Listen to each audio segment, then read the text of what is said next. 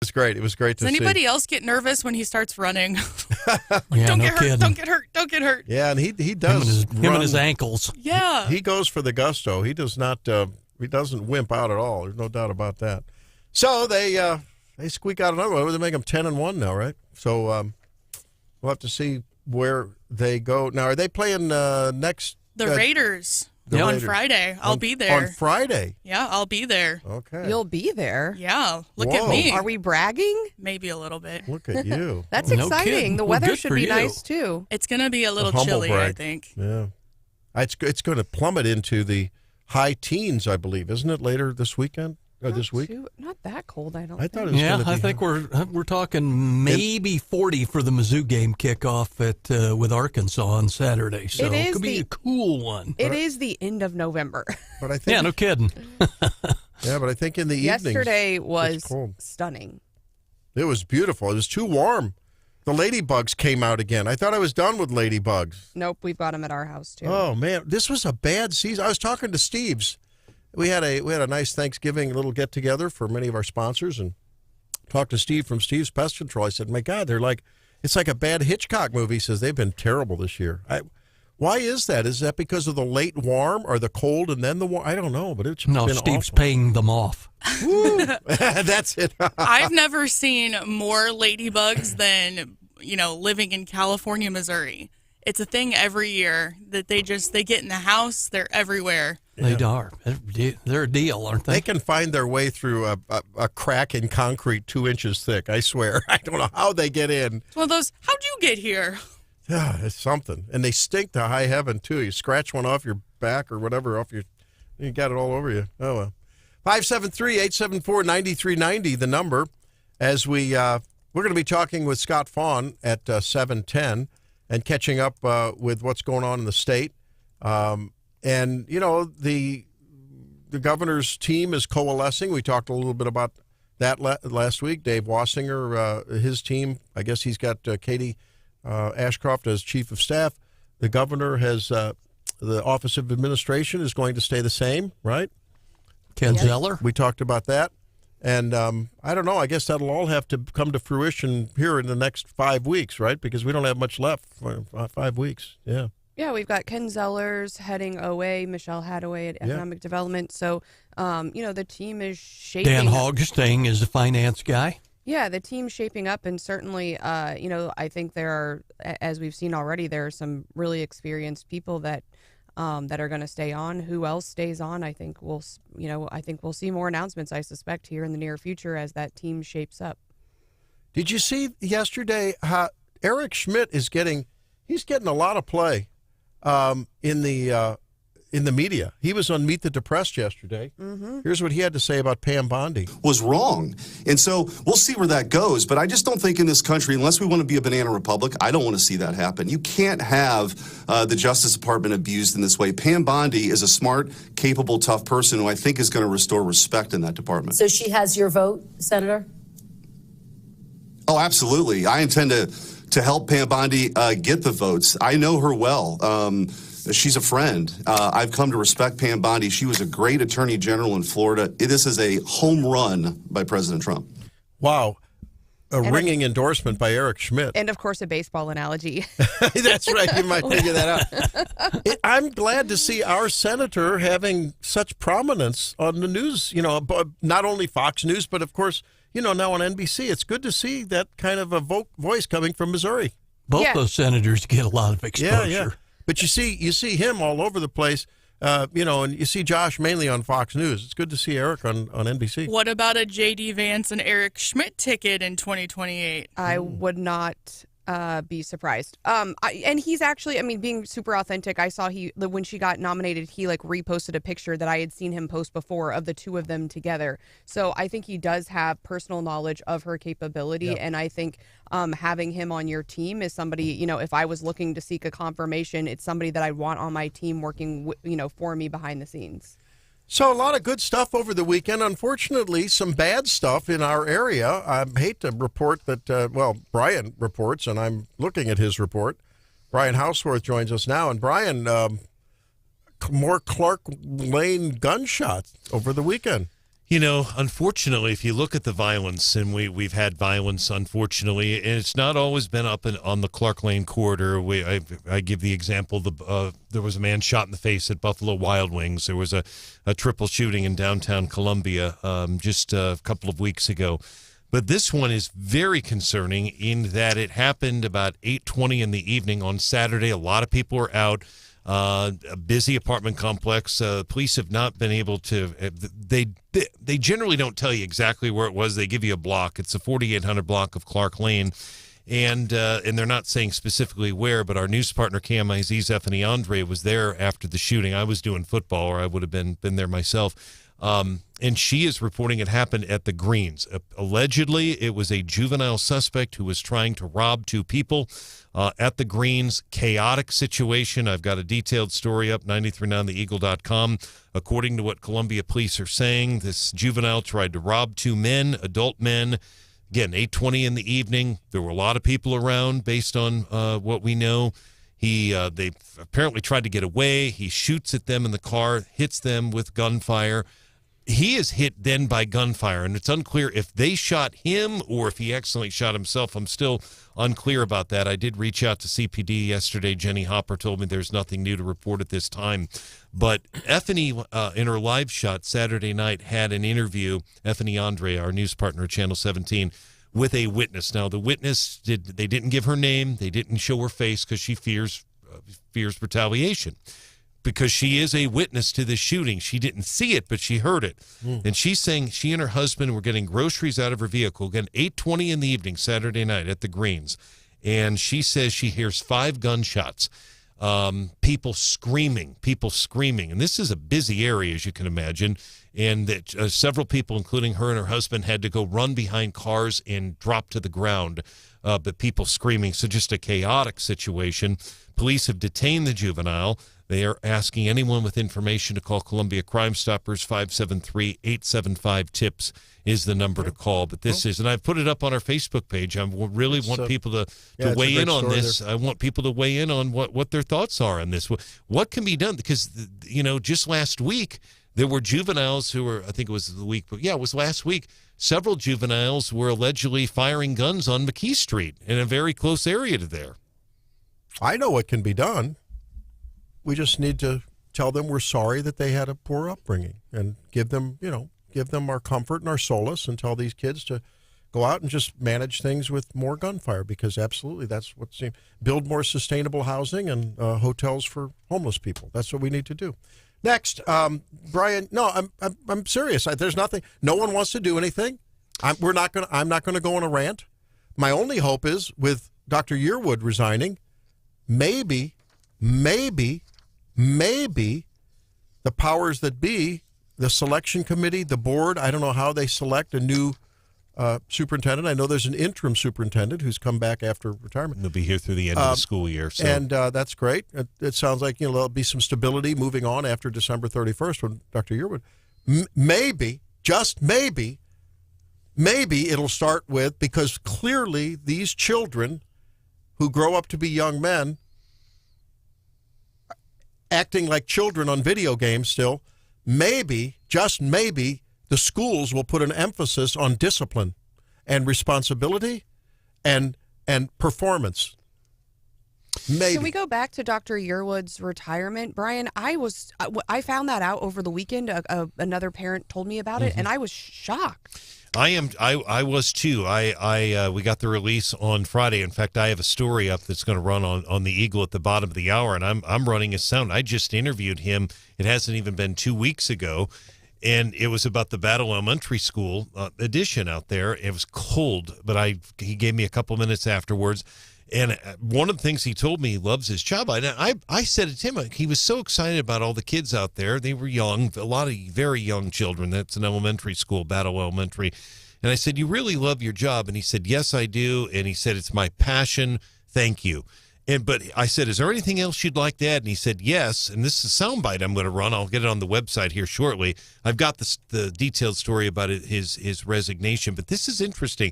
He said, November 25th, we've got some magnificent news to share regarding the APR. And he couldn't say a lot because these are embargoed, but he called it magnificent news, really excited about it. So they're going to have that today, this announcement at 9 at the Aslan Building, but he is not going to be there. The announcement that Stephanie is referring to says he will retire effective December the 31st. Now, he has battled cancer. Yes. And I don't know, without talking to him, I don't know if that had something to do with it, but I linked to his full letter in my website story. He does not mention cancer in the letter, but he also says he wants to be closer to his family in Texas, is what he's saying. Yeah. But I'm serious. I mean, I'm dead serious. Maybe, and not that Dr. Yearwood, I'm not really impugning him. I wish him well. Maybe there'll be, I remember him talking to us about truancy being a big problem. Maybe it's time that the Columbia Police Department, Barbara Buffalo, or whoever succeeds her, the city council, and the schools have a conversation about what do we do about young people who show their first signs of breaking laws, meaning the teachers' laws, not turning in homework, not showing up. Maybe we have a visit with a police officer and a social worker and a whatever. Maybe we rethink this because clearly these kids, these juveniles, and I'm talking about juvenile plus, 18, 20, clearly they're not getting the right message from this community and this society that that's unacceptable behavior. And it's got to start earlier than the police having to pick them up after they've shot someone. Yeah. My opinion only. But there might be an opportunity here with a new superintendent in town. And again, Belcher's going to take over. I would just, and I know I've talked to Dr. Yearwood about, occasionally when we have incidents, not like this specifically, but I know when we had the young lady that was killed on McKee Street, a couple of those students were actually that were suspects were CPS students. They were, I believe, expelled, but they were, much more serious for them. They were charged, at least two of them, I believe, as adults. But yeah, it's just a terrible situation. Terrible. Just want to emphasize one thing. Many people have a lot of questions about this, what specifically happened on Saturday. Very important for our listeners to know. He's a juvenile. Unless he is charged and certified as an adult, we're going to get very little information. Yeah, he'll probably get a slap on the wrist, and someone will say, "We're sorry, society's been bad to you. You had a bad upbringing, so good luck. Have a nice day." And in my story, I make it very clear we don't know if it's a male or juvenile or female suspect. They don't say. So, right. We can't assume that. But that person, whoever that is in juvenile. Thank you for that reporting, Brian Hauswirth, and I know you'll be on top of it if anything can be learned, like it depends how he's charged. So we'll keep an eye on that. Thank you, Brian.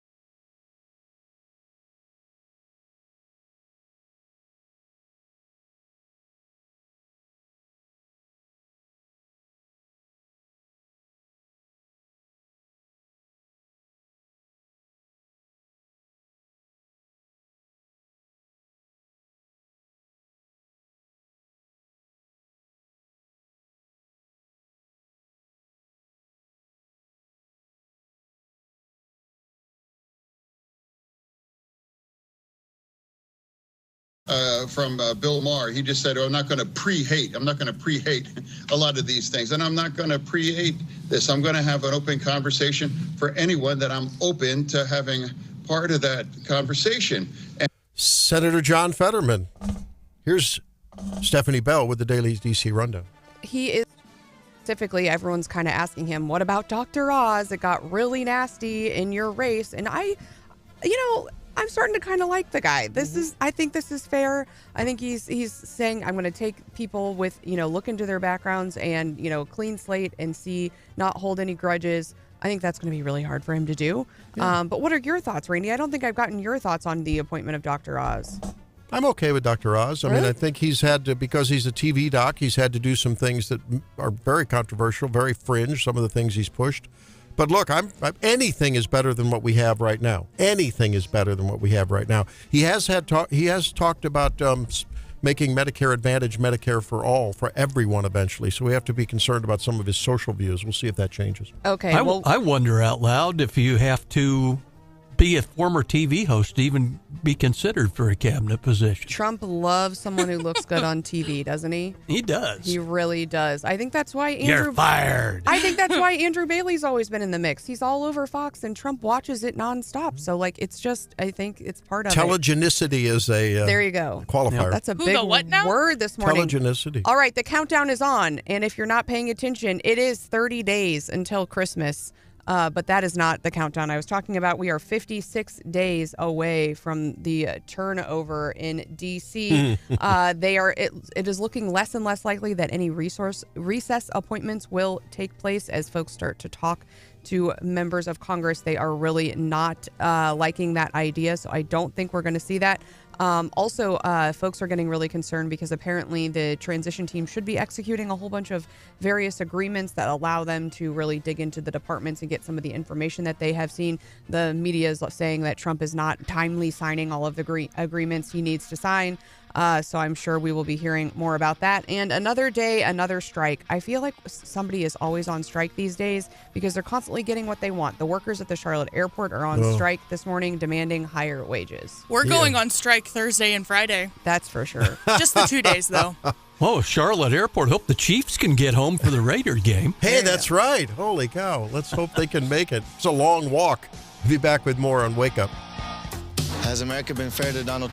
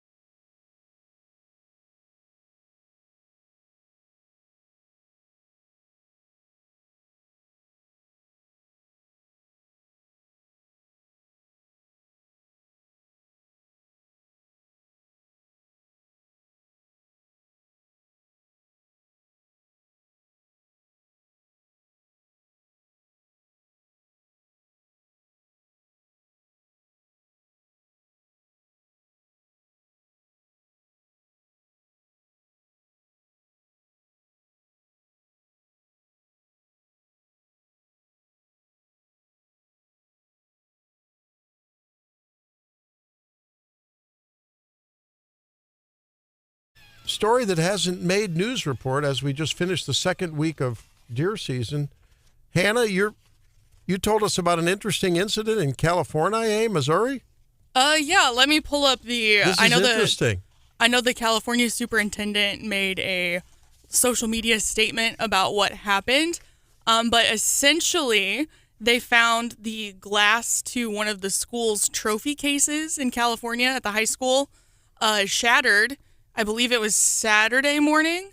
And basically, the high school is across the street from this big open field. Mm-hmm.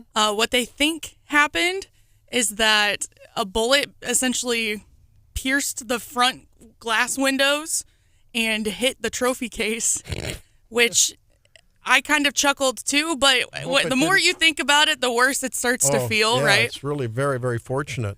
Yeah, so I believe law enforcement is investigating just to make sure it wasn't anything worse, but another reminder for hunters and anyone who handles a firearm, because it also crossed a highway to get to the school. Wow. And it's a really good thing that school wasn't in session. My goodness, yeah. Because, it could have hit someone potentially.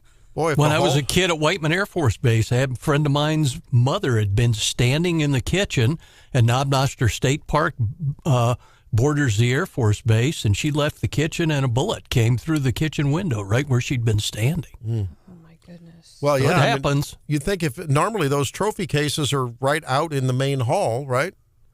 And if the halls would have been filled with school kids, it could have been disastrous. So Scary. You got to look past where you're shooting, troops, Yeah, so the superintendent, Daniel Williams, on the school's Facebook page said that law enforcement is looking into it, but at this time they don't have any reason to believe that it was like a targeted incident or supposed to have been an attack. They really do think that it was just from a deer hunter potentially that was quite some distance away. But obviously those bullets can travel pretty far when you're shooting into a field. So I guess does that assume that they looked at the projectile, they found out what the bullet was? I mean, wonder. I mean, law enforcement's investigating. I'm sure that's all we know. Yeah. Interesting. Oh, that's something. I didn't hear of any major calamities out in the deer hunting fields. Did you, John Marsh? I didn't hear many shots fired at all this weekend, especially with the weather as nice as it was. I heard one about sunup Saturday morning, and then that was about all I heard for the weekend. I had the best time Saturday evening. We went out and I have a little double stand overlooking some standing beans that we left there, and in one of the fields. And my wife sat with me. Helene sat with me, and I thought, oh my gosh, please, deer! We got to see some deer. Else she's going to be bored out of her gourd and never do this again. But we saw a bunch of deer. Saw a doe crossed over the little creek in front of us, and I'm talking like 10 feet away. She was 10 feet. She was right under the stand and just stood there. Of course, she smelled something going on, but not enough to really spook. And it was a lot of fun to be that close to wildlife. It's really very I had a doe one time do her business at the foot of the tree my stand was in. Yeah. That's good luck, I guess, right? I guess. Yeah, hey, that'll draw the bucks in, won't it? Exactly. That was what I thought at the time. So did you score a buck after that? No? And I didn't. Oh, man. Like the only deer I saw that time was a big doe who couldn't wait to make it to the fence line. That's right. I wonder if she went to the unisex or to the girls' bathroom. Was that? Yeah, I guess, never know. Would that be called the unisex bathroom? I don't know. Have we heard any more about what's going on with the Nancy Mace event? I think that's still going on, right? Nancy Mace and the one transgender member of Congress. We'll have to see. I think she made it on the Sunday talk shows. Did she? Transgender member of Congress, and basically said, "I'm not worrying about bathrooms. I'm worried about representing my folks from back home." Well, and they've talked about doing it in the Missouri State Capitol, and apparently it's now coming out that there is somebody who identifies as non-binary, which I think means you're not a girl or a boy. Yeah, you don't identify with either gender. So that makes it tricky unless there's a third bathroom. This is insanity, ladies and gentlemen. This is just insanity. I mean, when I was at Mizzou, there were some of the bathrooms were gender neutral. And yeah, I've seen those signs before. Yeah, that have both symbols on them. Which I don't hate, because typically, like, you're waiting forever in the women's line, and then the men's is like open, and I don't mind going in a men's restroom as long as it's not disgusting. Well, and it looked just like any women's restroom, really. Like, there weren't any urinals on the wall. All of the stalls were, private stalls. So it really wasn't a big deal. It was a little odd just because you're not used to it, like washing your hands next to a dude, kind of. But, I mean, I didn't mind it because there were stalls. Like, that was your only option. I think that, though, weren't those originally conceived as sort of a different mind? It was basically girls and boys sharing a common room that happens to have stalls that are for girls and boys, right? It's not really, they weren't conceived that way. They were for men and women and girls and boys using, not girls who think they're a boy and boys who think they're a girl, and most of them are gender confused, and all of them are mentally ill. They need help. I mean. Well, this is like anybody can use it. That's what I mean. Yeah. But I thought non-binary means you sort of swing both ways, right? That's no. You don't sit in either camp of feeling like you're a girl or a boy. Well, that means you swing both ways. So to speak, I guess. No, swinging both ways is bisexual. Tactically speaking. No. Gender identity and sexuality are different. Yeah, but I think it's strange. I mean, there's this whole conversation about bathrooms because, I'm just thinking it from like a mom's perspective. I had the hardest time having an older son. Like, at what age do you stop bringing your older son into the bathroom with you? And I think I felt so awkward because it's like I'm bringing a boy into the women's restroom, but I'm also in St. Louis in a gas station, and I'm, not sending him into the bathroom by himself. So it's really tough. Again, we should go to all single-use family restrooms. I don't know. The generations before never had problems this way. I don't understand why. You just peed outside. Why are we wasting energy and time on people having to find identity other than in performance? Speaking of identity, the most diverse cabinet ever is the Donald Trump cabinet. I mean, both in terms of immutable characteristics as well as except they're all from Florida. Ideology. Most of them. But ideologically, you have, several Democrats turned Republicans. You have, I think, aren't there more women in this cabinet than ever before? I believe so. Well, I guess if you include department heads and so forth, the larger group of agency heads and ambassadors and stuff. So I'm just thrilled about that. Now, Scott Bessent, we can't make any more Pete Buttigieg jokes, guys.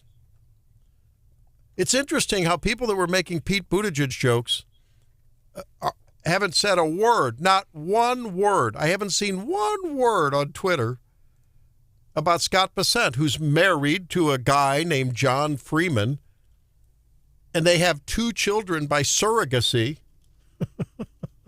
And where are all the conservatives making fun of Scott Bessent? Oh, excuse me, he's a Trump appointee, so we're going to just overlook that. That's right. He's playing on the right team. I'm calling BS on everyone who can't call it both ways, guys. I'm sorry.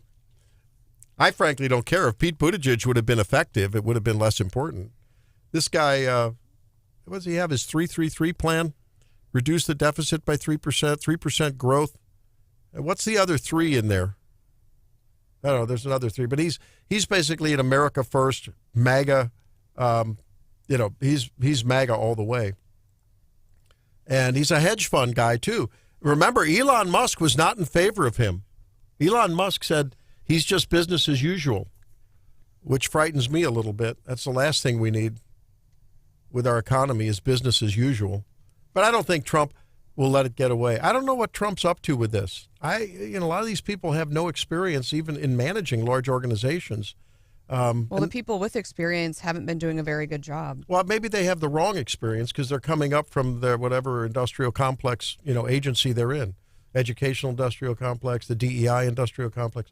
And maybe you just don't need anything but a good communicator and a figurehead up at the top. I think that certainly could be fairly said. I think with Donald Trump, he wants people he can mold to his own image. And he's going to be calling the shots no matter who's the cabinet director of what cabinet. So he wants people who are going to be on his team. When he says jump, they'll say how high. Yeah. So I was hearing, speaking of the whole we've been talking a lot about what is going to happen culturally after Donald Trump, or in the Donald Trump year, Donald Trump 47. And you'd like to think that a lot of this wokeness and the progressive noise that we hear and the cancel culture and everything might go away. Might go away. I don't know. But Piers Morgan was taking on a very woke late night talk show host the other day. And I think he sort of nailed it. He really, I think, nailed it very, very well as to what happened in this election and the message that if they're smart, if they want to ever regain power, they better, take this in consideration. You have kids. Deep down, do you not worry about the world that Donald Trump is going to leave your kids and my kids? No, I don't. I would have been more worried if Kamala Harris had won, because it would have sent a message that this whole woke, as Elon Musk calls it, the woke mind virus. Now, woke has got a bad rap, rightly. What it used to be was raising awareness for social and racial injustice. By that criteria, I'm woke. But that's not what it is anymore. What it's become is a kind of new form of fascism. And he nailed it. It is the new form of fascism. And I think we all are sensitive to unequal things and unfair treatment because of immutable characteristics in people.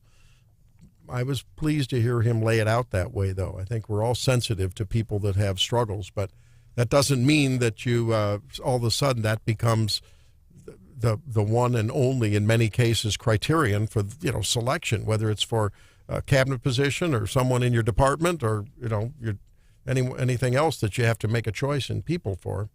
Hopefully Trump's meritocracy will get something accomplished.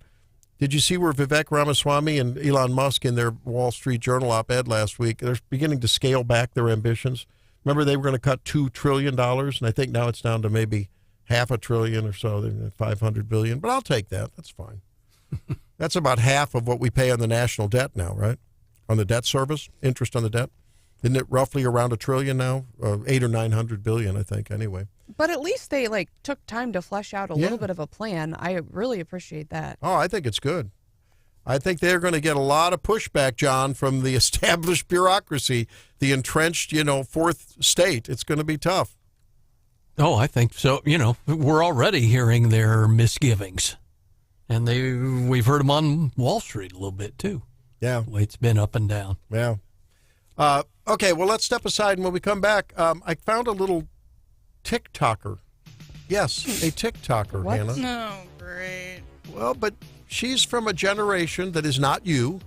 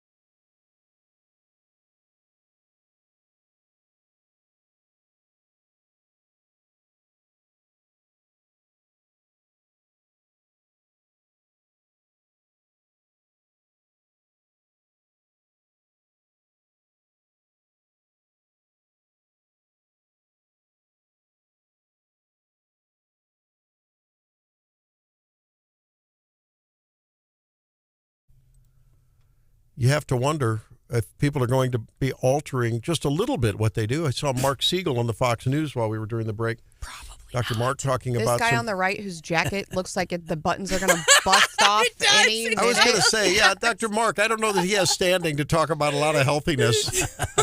That is... Anyone watching Fox and Friends this morning with us, we have it on here in the studio. Buttons are hanging on for dear life. Yeah, that's... If one of those pops off, he's going to blind Steve Ducey. There's no doubt about it. But he's telling us how to get healthy. Crack a camera lens. Well, but after all, I mean, our politicians tell us to pay taxes. It's patriotic. So why can't Mark Siegel tell us to pay? No, but he's right. Choose the pumpkin pie if you're concerned, if you want to try it. Which is honestly the worst pie. I love the pumpkin pie. Pecan It's high in fiber, great antioxidants, the beta carotenes in there, the yaller-caller. Great. Sweet potato pie, that kind of goes hand in hand with it. And he said low sodium broth to make your stuffing with and maybe your gravy. Make sure all your food is super bland. Yeah, I know. Now, many of you out there either have or have relatives who may have some congestive heart failure, some pump failure, and that means the fluid backs up into the lungs. Didn't you say like a week ago that we could just, do whatever we wanted for one meal? Yeah, I know, but a lot of people are asking. Well, there is a practical aspect to this for folks who have problems like renal disease or heart disease, and they get water in the lungs from a backup. The heart can't pump out the blood. You don't want to suddenly increase one meal with the volume that you're giving your heart to pump. So the incoming volume is too much for the outgoing pump to pump out, and it backs up into the lungs. So I know in the hospital, everyone out there who works in the hospital, the admissions for congestive heart failure the weekend after Thanksgiving are just incredible. Wow. And the same after Christmas when people eat their Christmas hams with all the salt and stuff, Okay. So just try to cut down. Have some salt diminished options for those folks in your clan who may have Don't go back for seconds and thirds. Yeah. Well, speaking of salt, I'm not like adventurous when it comes to like weird foods or whatever. But we've heard an announcement that we're going to be getting a Trader Joe's here in mid-Missouri, and my sister came in town and had a bag of potato chips that were stuffing flavored. And when I saw the bag, I was like, that sounds disgusting. They're delicious if you happen to find them.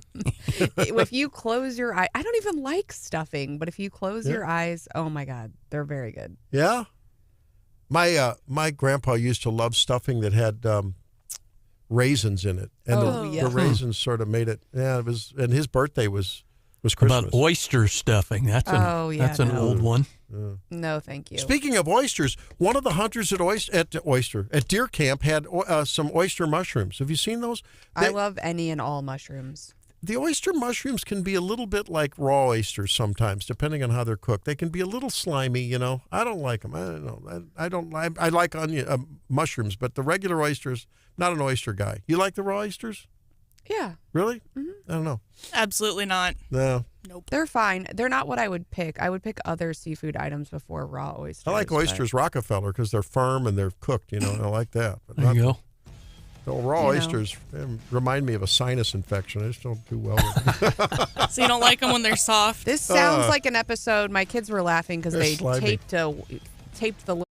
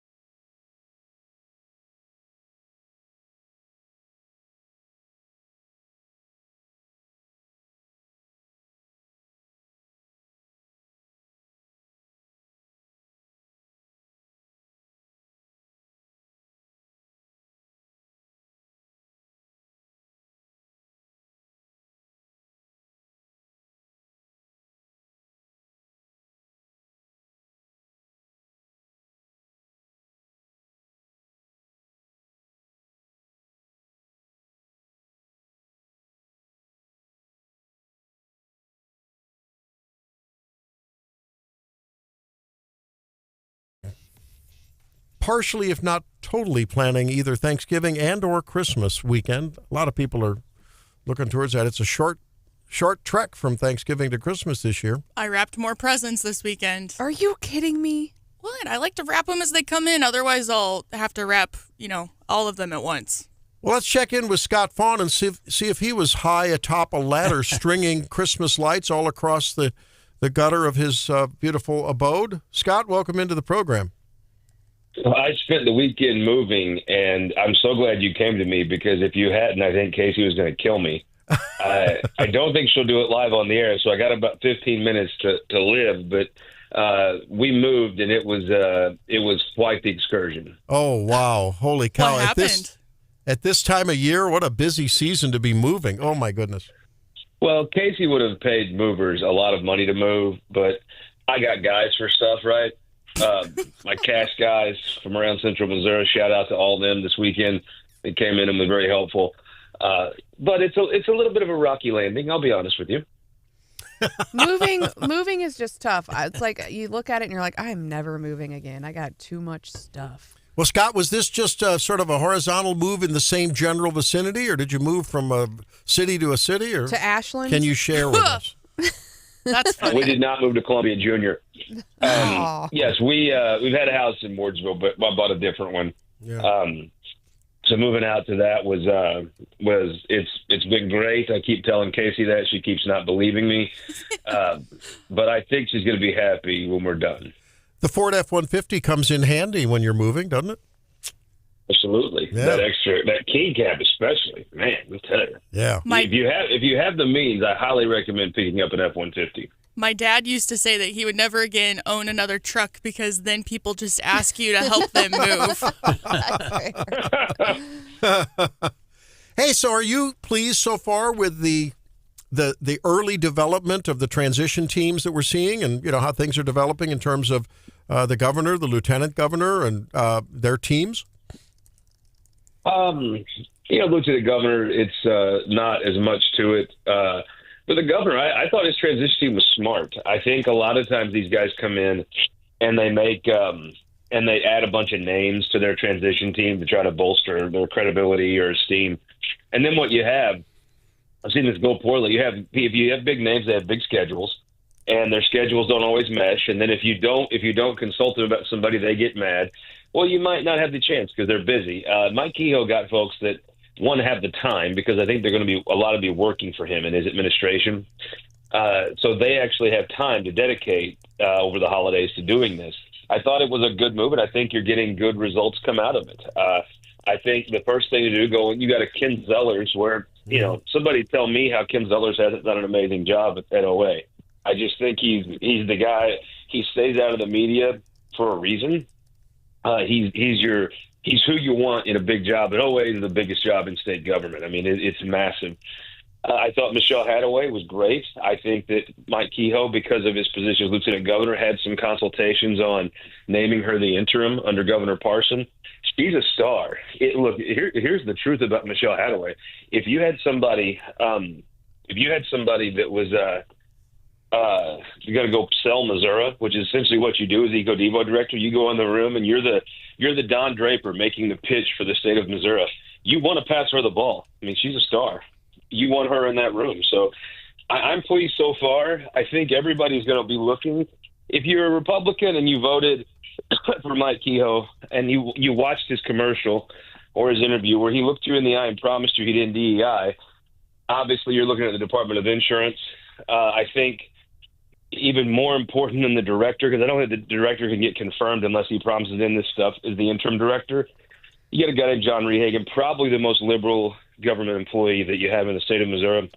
I saw Burbis Jones, Mayor Jones's father, out defending him. I saw the Post-Dispatch come out hard for him. Do you think Mike Kehoe, Burbis Jones, and the Post-Dispatch are on the same page about much? I don't. So the interim insurance director will be a big clue as to how serious he is about the DEI stuff. I actually believe him. The one thing Mike Kehoe, his enemies, his friends in politics, Republicans, Democrats, nobody says he doesn't keep his word. He promised you, Randy, I heard him say on this show, he's going to get rid of this DEI stuff. Yep. I think the interim insurance director is a great look into how and where he's going to go. If you keep the most liberal Marxist person in state government and you promote him, just like Eric Greitens did, the Barack Obama fan, put him as interim director. I mean, how many decisions do you want to make like Eric Greitens? I would say probably not that many. Yeah. Good analysis. That's Scott Faughn, publisher of the Missouri Times and host of This Week in Missouri Politics here on Wake Up Mid-Missouri.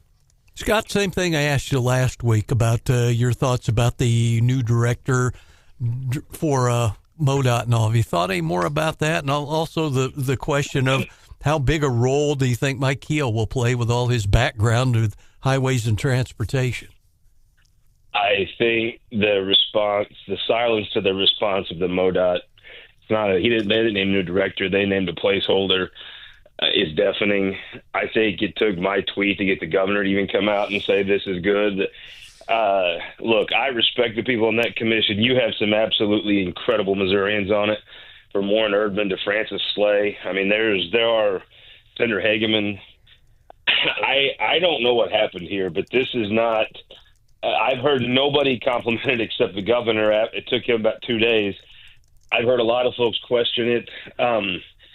I would say the way they treated some of the people that applied wasn't probably fitting, and wasn't in keeping with what the people with the esteem on this commission would do. I think the pick they have of just promoting a guy in house is, I guess, fine. I mean, John, we talk hogs, dogs, and logs on this show. The pick was underwhelming. The response has been fitting to an underwhelming pick. MoDOT, we've been living in a golden age of MoDOT, even though Patrick might have been a jerk to some people. Outside of their feelings, he ran a good department. Do I think this guy could run a good department? Well, if he was part of Patrick's, that makes sense to me. But the response speaks for itself, and the response has been, who's that? Eye-rolling, shoulder-shrugging.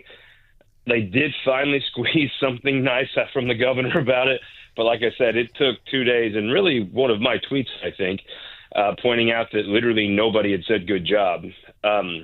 If I had to guess, this director will be a placeholder there for about a year to 18 months. And a name you should put on your list that I've heard from the commissioners that showed very well in these interviews is State Representative Donnie Brown from the Boot Hill. He's an engineer. He's a great guy. Donnie's the kind of guy that his first impression is one thing. Every time you deal with him, it gets better. Dog ear John Donnie Brown on your list of folks for the next few. And by future, I mean 18 to 24 months. I think he impressed a ton of folks in his interviews. And I think if I had to, nobody's really focused on this director. I think everybody's like, well, who's going to be the director 2 years from now? And I would the leader, I think, in that bake-off is going to be Representative Donnie Brown. Scott Faughn is our guest. He publishes the Missouri Times. He's live with us 716 News Radio 950 KWS and also 93.9 The Eagle. Very good information about Mr. Brown from the Boot Heel. Scott, coming up today at 1 o'clock, former Speaker, House Speaker Ron Richard, former Senate President Pro Tem Ron Richard will be inducted into the Hall of Famous Missourians. You knew him well. I knew him well. He's one of only 5 people in U.S. history to lead the House and Senate in a state. What's his greatest legacy from your perspective? Well, there's a lot to choose from.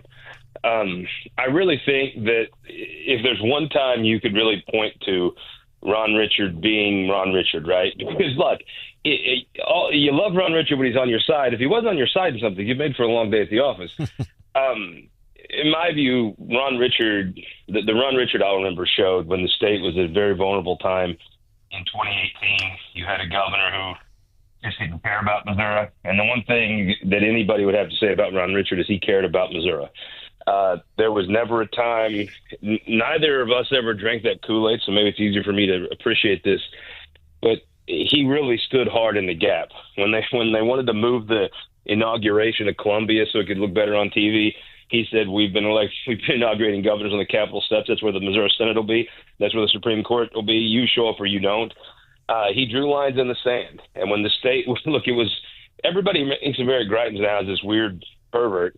But the fact is, when he first got elected, he had a ton of support. All the Republicans fell in line. And I think Ron would have been tempted to be a good party guy. Just the things he was doing, Ron didn't believe in. Treating the state like they did, treating the Senate like they did. I thought that's where Ron showed. I mean, Ron was not going to fall in line just to make it easier for everyone. He had a backbone, and he loved the state of Missouri. Love Ron, hate Ron. And I've been on both sides. I'm a friend of Steve Tilley's. I'm from the Boot Hill. We were not always fans of Ron's. But, boy, it's hard to – he had this quality that you've interviewed thousands of leaders. When he spoke, it came off like he actually cared about the state and its success. And that is a amazing quality to have. I would encourage any legislator, don't lose that. You start off with it, don't lose it. Ron never lost the fact that when he spoke, it was come off that he had a sincere care for this state and the people in it. Even St. Louis, he did umpteen million things. He was St. Louis's guy. Go ask Francis Slay about Ron Richard. You'll never hear a bad word. Now, talk to us a little bit about the future of the Republican Party. We've been getting rumblings. Of course, we're going to elect a new party chair here coming up quickly. I think there's rumors maybe that Bill Eigel is going to challenge whoever might be the establishment candidate. Of course, typically folks there kind of defer to the incoming governor. What are you hearing, and where do you think the Missouri Republican Party is headed? Well, what a demotion for Bill. To go from leading state senator, runner-up for the Republican nomination for governor, to running the party would be wow. The truth is, I actually think that Sophie Shore has led a group of people that don't like the state party. I always go back to, what are you asking the state party to do? Whether you like it or don't like it, what do you want them? How do we judge these people? And I think if you ask a Sophie Shore, or you go down the list to a Barclay, you're going to get a lot of different views. I think the true answer to who runs the Republican Party is who cares. I don't think it's particularly relevant as far as something to worry about. I think if you give them tasks like they were given this past election cycle, they did great. I thought Miles Russ did an amazing job with his team. And you give some credit to Nick Myers, too, the current chairman. If you think the Republican Party, depending on if it should be your own personal plaything, you probably don't like it. But if you think the Republican Party should be out, organizing door knockers and lit, and so, okay, I thought they did good. I didn't hear anything. The state parties, one of the last things they have is they have a mail permit to mail cheaper. I didn't hear any candidate that used the state party this fall talk about how their mail got delivered a week late. And in the past, you did have that. So I guess, Stephanie, I personally am sometimes for the radicals getting it, because then when they try to run something, they always fight with each other and it becomes a big mess. I'm kind of for letting them run it, because I just don't see the downside of them taking it over. Take it over and try. See what you do. All right. Well, there's Scott Faughn with, as usual, some really deep and so well-informed insight into what's going on in Missouri politics. And, Scott, I want to thank you ahead of this Thanksgiving for all that you do for the show, for the state, for really being a real champion for Missouri. Really appreciate that. And hope you take a little time to have some R&R and recover this Thanksgiving after your don't unpack the boxes till next week. Just enjoy this week. Randy, you go get in trouble with Casey talking like that. Ooh, boy. All right. Happy Thanksgiving. I got to go before you get me in any more trouble. All right. Take care, brother. We'll talk to you later. All right. There he is, Scott Faughn. I better not get in trouble with Hannah for What's Hot with Hannah. Let's get to that right away.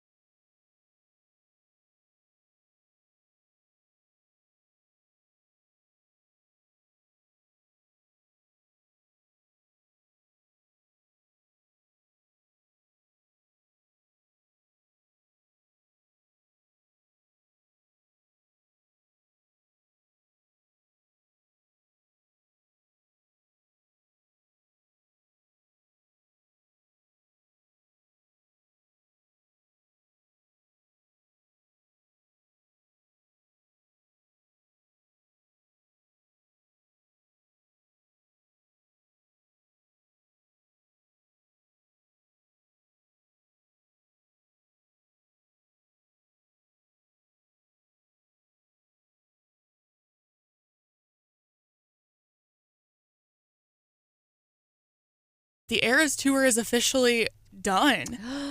She did the last show in Toronto over the weekend, and the Eras Tour that's lasted almost 2 years is officially done. Wow. And I'm curious to see, I'm sure we'll get final stats on things like ticket sales and all that, but I'm sure we're looking at a record-breaking concert series from Miss Swift. Plus, we need a break for the royal wedding. Yes, maybe Travis and Taylor will finally get married. Oh, that royal wedding. Yeah. I thought there was one I didn't know about across the pond. Moving on to the rest of the Kelsey family, Jason and his wife Kylie made a couple different headlines over the weekend. Stephanie, I don't know if you saw this. They announced that Kylie is pregnant with baby girl number 4. All girls? All girls. Wow. So their oldest is 5 and their youngest right now is 21 months. So they're adding baby girl number 4 to the mix. And they posted this really great photo of the 3 girls wearing these sweaters that all say Big Sister. The oldest sort of has like a hand on either side of her face, like, oh my gosh, what's happening? The middle daughter is actually smiling at the camera, and the baby has big fat tears rolling down her cheeks. So Kylie commented on Instagram saying that they kind of captured like all the phases that you go through with these things. It was such an authentic picture. I loved it. Yeah, and then Jason Kelsey made a separate headline because it was announced that he's going to be getting like a late night talk show. Really? On ESPN. So it's going to be late Friday nights, early Saturday mornings, but it's like a 1-hour talk show called They Call It Late Night with Jason Kelsey. So exciting stuff for the Kelsey fam. I love that for them. You know, I'm surprised he's not going. Maybe he is, and I don't know about. But is he not doing any like color commentary on? He is. Is he Monday Night Football? Oh, okay. He is, and his podcast with Travis has been hugely successful. And I think it's blown up. And as soon as he announced his retirement, I think that's where everyone saw him going because he's got a big personality. Yeah. He's entertaining. He's funny. People love him, and so I think people are going to be all over this. Now, is that Hallmark movie out? It is, isn't it, Hannah? Oh shoot! Did I miss it? I think I forgot to put it on my calendar. Oh no! You were talking about. I looked for it all weekend and I couldn't find it. Maybe I was looking in the wrong place. I thought I would try to make up with my wife for all my indiscretions and not getting up the lights and everything. We didn't miss it yet. It's this Saturday That's what I thought. at 7 Central. Okay. I thought you said it was the Saturday after Thanksgiving. Yeah. So okay. Whew. But there were some Christmas movies on. They're beginning to come out like Asian lady beetles out of the soybean fields. And it's great. It's great? Mm-hmm. How many Christmas movies can you watch? There is only one, A Christmas Story. Oh, jeez. We'll be back in a moment. Stay tuned. I think just local news is like the most important stuff to me, even though it's kind of like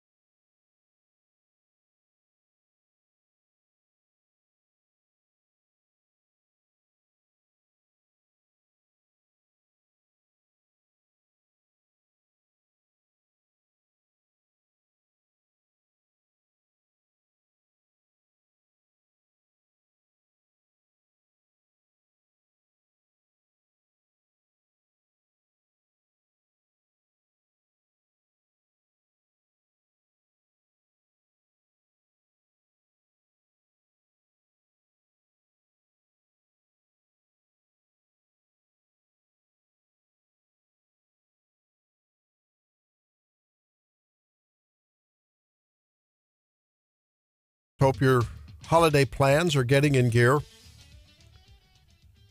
Balancing holiday planning with enjoying the holidays is sometimes a challenge, particularly when the season is short. It seems a little short this year, doesn't it? Very much so, because Thanksgiving is so late. Yeah. So, I don't know, tough. everyone, you get in the frenzy of but not only decorating, but then Hannah, thank you for guilting us all out, Hannah.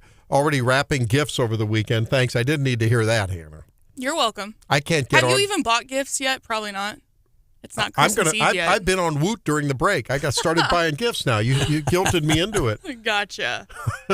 Yeah, I started a little bit of holiday baking this weekend. And yeah, I mean, most people will be busy with multiple Thanksgivings this week. And we actually, started doing a little bit of Christmas prep, decorating stuff this last weekend, knowing that it's going to be really busy this week. And I think, it's going to, it's November 25th today, folks. That's 25 days away from Christmas, and I already feel behind. I feel a lot of Amazon gift cards coming on. How about you, John? I don't know. Hey, I promised something earlier. I do want to talk about the whooping cough outbreak and what that means for everyone this week, this year. But I promised earlier, and we didn't get to it. I got a big kick out of a Gen Xer on TikTok. Remember I talked about the TikTok. Gen Xers are you proud of me, how Hannah? to use You're TikTok? welcome. Gen X would be Hauswirth, maybe? Actually, I saw it on X, but it's a TikTok. Okay, I'm sorry. Busted. Yeah, I'm honest. Elon thanks you. And a little bit of some swagger on this Gen Xer. Now, we've been talking a little bit about there was a Friday night, pretty big tranche of nominations for. We had the Scott Bennett, the Treasury Secretary. We had the Ag Secretary, Brooke Rollins. We had CDC, who's a ex-congressman, but he's a doc, been in practice for 40 years. Dave Walton from Florida, he's for the CDC. FDA, Marty McCarry. So a lot of that, but a lot of sort of younger people, that are Gen Xers. Well, I think the Gen Xers, we're going to get whether you're south of Gen X or north of Gen X. Are you a Gen Xer? Would that be you, or are you a millennial? Are you kidding? You're a millennial. Yes. I don't know that. I don't know these things. I just technically an elder millennial. I don't know where the demarcations go. But listen to this. Trump has appointed almost 90% of his cabinet is Gen X. And Gen X does not care about your feelings. I don't know how many times we have to say this, okay? You keep saying, oh, you're so mean, you're so mean. Yes, we are mean. And we've been holding it all inside because we've been told that, oh, you can't do that, you can't do that. Well, yeah, we can. And now we're in charge. So the mean kids are in charge. We're going to get stuff done. And if that is not okay with you, then you're going to need to take a time out to go to a safe space, cry on your pillow, bottle it up. Because if you cry and we see you crying, you're either going to get a wedgie, a noogie, or a biff. I had to look those up. I know what a wedgie is, but I didn't know what a noogie or a biff was. You didn't know what a noogie was? What's a biff? I think it's the same kind of a thing. It's a punch in the jaw or something. And a noogie's what, a punch in the brow? No. On top of the head with your knuckles. It's like a headlock almost with, Oh, okay. Yeah, see, I think she's right, though, because, I mean, I'm thinking about it. So, like, what are my parents? Like, my parents were, I think, in the generation that, like, coddled, right? Like, a little bit too much. They swung the other way. Mm-hmm. And, yeah, Gen X, I think, is pretty serious. And Gen X came out big for Trump. And so it's not surprising that he's appointing a bunch of Gen Xers to his cabinet. And I am, frankly, looking forward to that. Yeah, I mean, this sort of a little bit of a swagger, a get it done. Like, hey, pull up your big girl and big boy pants and whatever you're pulling up, and let's get to it. We got work to do. Girls don't pull up their big girl pants. What do they pull up? They wear their big girl panties. Very good. It just dawned on me. We talk about that's a sexist sort of get your act together. If you're telling a girl like that, with guys, it's pull up your big boy pants. But you don't say that to a girl. What do you say to a girl if you want her? What do you say to your daughters if she needs? They were mean to me. Mean girls. My girls are not like that. No, but I mean, some girls do that. They come home and they get into mean girls. How those mean girls, they can be mean to one another. And what do you tell you? It's like, hey, just get over it. Pull up your. What do you say? Suck Hannah? it up, Buttercup. Suck it up, Buttercup. Or put your big girl panties on. Right. Oh, okay. That's right. That's right. I feel like I've definitely said that, like, in, reference to men, that they need to get their big boy panties on. I've said that before. Or get them out of a twist. Yeah, that too. Or to remove something from something else. Well, we should talk a little bit about, since we are going to have gatherings going on, of course, in just a few short days, Franklin County, as well as the state, is reporting a real, I'm talking about not just a little blip in the uptick in pertussis cases, that's whooping cough, but a more than, are you ready for this? The 531 cases as of November 16 represent a more than 800% increase from the 5-year average. And that's the Tdap, right? Like isn't that Tdap is tetanus, diphtheria, and pertussis. That's where the Tdap comes from. The A is for and. I am here to tell you, if you thought you were going to grow a third ear, because these things, I remember this one because you're only supposed to get it, if you're a regular person, you only get it every 10 years or something. But if you're pregnant, it's one that can get to the baby. So you get it every time you're pregnant. And so I remember on my third pregnancy in a short span, I had just had the booster, I think, before the first time I was pregnant. So I think I had 4 of these in 8 years. Yeah. And I did ask, I'm like, aren't you only supposed to have one of these every 10 years? Am I okay? Yeah, I lived. Vaccines don't hurt you. It's sort of like eating leftover tailgate food. Some vaccines can hurt you. Let's be serious. Exercise. No, I'm talking about the standard vaccines, and even the new mRNA vaccines. For all of the hoopla about it, I mean, for the most part, they don't hurt anyone. For the most part. I will say Axios is out with the new some new data about kids, and because if you go to school you can sign a waiver, a vaccine exemption. Oh yeah. And they compared the year 2013 academic year to the year 2023, and it's astonishing the share of kindergartners with vaccine exemptions.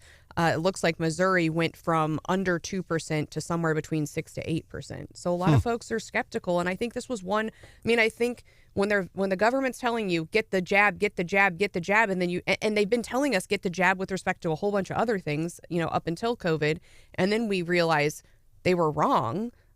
I think one, negative consequence of that, rightly or wrongly, is vaccine skepticism, and I think it's showing up in the data. Randy, hadn't pertussis been at the head of the list for a lot of people not getting that for a number of years? For yeah, their kids? I think, but that's where RFK really got he started the momentum to the anti-vaccination movement. And I think there's a lot of problems with the scheduling of vaccines, with the fact that they cluster the vaccines into several in one visit. That's what I was just getting ready to say. I feel like, as someone who doesn't have kids, but something I hear about a lot is more parents are doing sort of a delayed vaccine schedule to where they're spreading them out, and it takes a little longer for the baby to get all of the vaccines. But pertussis, whooping cough, caused by the bacteria Bordetella pertussis, Bordetella. Well, that's a particularly difficult one, especially as a mom, because when you're going through it, pertussis. They tell you need to make sure grandma and grandpa have it, everybody has it, because they can all pass it to baby. And it's really frustrating because, of course, as soon as that baby shows up, everyone wants to snuggle the baby, put their kiss the baby, touch the baby, and you're like, it's an awkward conversation to be like, have you had all of the vaccines that I asked you to have to protect this baby? It's not a fun conversation, but I think an important one, and we had it in my household, but still you're typically not asking people these types of questions. One of my friends in high school had a baby when we were 16, and my mom took me to the hospital to go visit them. And, of course, first time mom anyways, not to mention, a young mom, she was very hesitant to let my mom hold the baby. And she's like, well, we had to get a Tdap shot for school. So we had been, fairly recently given a fresh dose. But I remember how awkward it felt, her trying to gently approach that conversation with my mom. Of hey, have you had this vaccine recently? Yeah, it's tough. And I remember, with my first, everyone wanted to hold the baby all the time. And especially if you have them in the winter, it's a real thing. I would wear the baby a lot on my chest, especially when I go to places like church. And then once the baby's in the carrier, then people can't really ask, oh, can I hold the baby? Like, oh, she's sleeping or she's comfortable or he or whatever. So that was a good way to get out of handing your baby off to strangers. I've seen that as a good hack. In general, it's a good idea to get a Tdap booster within every 10 years. And if or you after get one, you step on a rusty nail. Yeah, right. And then you only really technically need the tetanus, but a lot of places will have either the TD, the tetanus, diphtheria, or the Tdap, tetanus, diphtheria, and pertussis. And it doesn't matter. Those are all standard old vaccines. They don't hurt you. They are very, very helpful, especially like if you're over 65 and you haven't had a Tdap in a while. I mean, look, you get multiple threats from what are now less virulent COVID virus and an influenza. These things are clustering around. You get a couple of these puppies, and that can be devastating for you. By the way, there's some new reporting out that the Shingrix vaccine, the shingles vaccine called Shingrix, there's actually a couple of them now. Zostrix is the new one. It's probably better than Shingrix. Zostrix is a dead virus vaccine. There may actually be a correlation between a reduction in dementia and getting the shingles vaccine. If you're over 50, ask your doc about Zostrix. That's the one now that's in common use. And it actually is more immunogenic because, man, especially if you get what's called the shingles sort of around the eye, ophthalmic one, that's devastating. And that may be related to, these are observational studies, so it's not really yet that clear.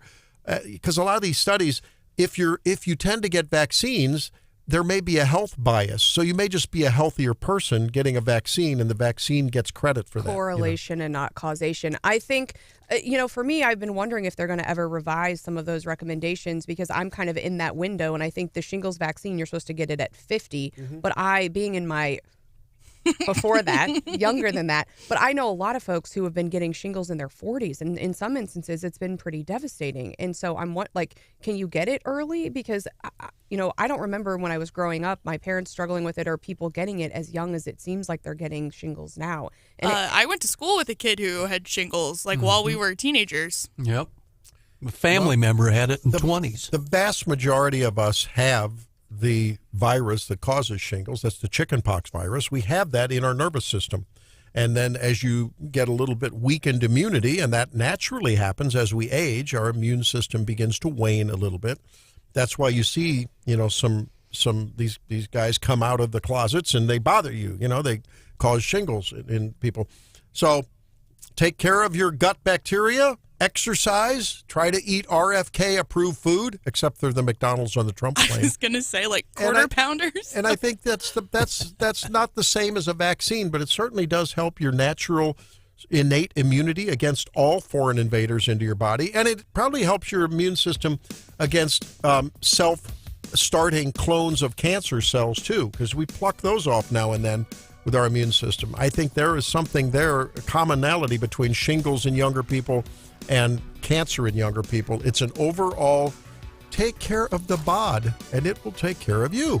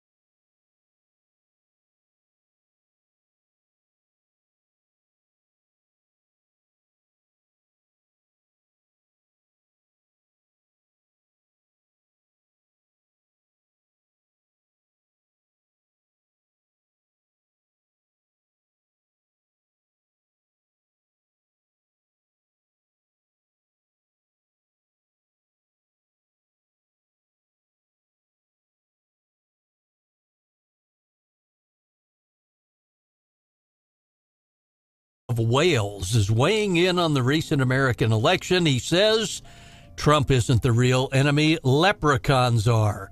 They've been using world leaders and royalty as puppets and distractions from their own diabolical schemes from generations. And he goes on to say, I don't think Donald or Kamala were ever aware that they were being used by the corrupt, gold-hungry, shamrock-obsessed, stovepipe hat-wearing, alcoholic little pygmies. And he said, most people don't think leprechauns are real. Neither did I until a wise man told me that I'd have a hard time finding a mermaid in this day and age because the leprechauns had systematically slaughtered most of them for their scales centuries ago. So I guess Trump calling himself magically delicious and Irish Mike Keogh, consider yourself warned. And now you know the rest of that story. Wow. Man.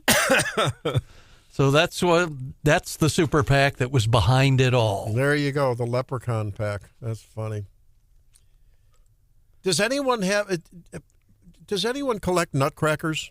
That, you know, the little wooden. Leprechaun made me think of traditions, which made me think of nutcrackers. I've been gifting the kiddos one every year. Yeah. I think they're fun. My wife loves those.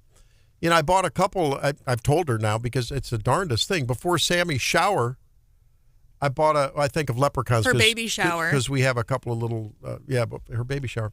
I bought a couple of, like a chef, a his and her chefy kind of, you know, off eBay. And the package came in, and I put it on top of the wire dog cage that we have there, but we didn't need the wire dog cage. And the kids were all getting prepared for that, and it was busy here and at work. I don't know what happened to the package. I feel so bad.